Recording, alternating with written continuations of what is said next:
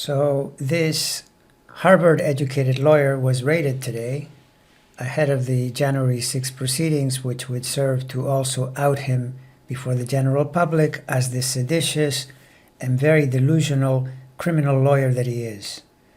The video that follows is a replay of a video I posted in August of 2021. One correction that I need to add. In that summer of 2021 video, I explained what was happening in his chart and mentioned only Pluto. And in fact, I should have said that at the time of the dirty deed, when he was working with the orange baboon to try to negate the results of an election, Pluto was definitely in play, but so were Saturn and Jupiter, since all three were conjunct in late 2020, and Saturn would have been a warning that what he was doing would be likely to come back to haunt him, while Jupiter, in such a challenging aspect, would have been responsible for his mistaken optimism about the success of his plan.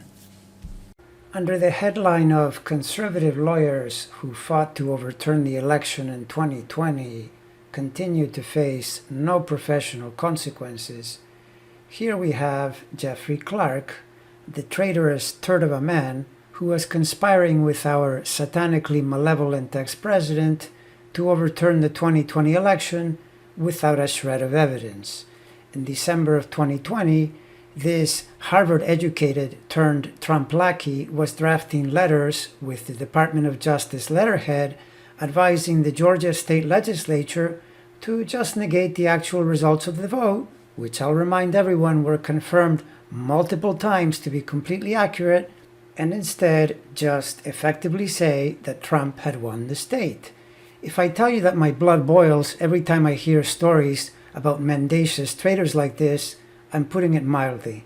Anyway, let's bypass the outrage and take a look at the most regrettable day of birth for this libertarian, conservative, pseudo-lawyer miscreant. Unfortunately, no birth time, which takes away the opportunity for precision.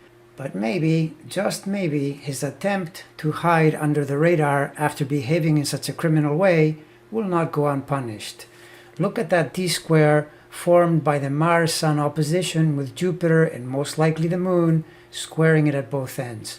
Back in 2020, Pluto was completing the Grand Cross, transiting at the other end in Capricorn, inclining Clark to aid and abet what was essentially a plutocratic coup, the kind any decent person identifies as a brazen attempt to defend and promote what is nothing other than fascism, pure and simple. All of this is Pluto, of course, but to his misfortune, the ploy failed. But the Pluto is still hanging around through 2021 and will still be there in 2022. Will he get in trouble as a result?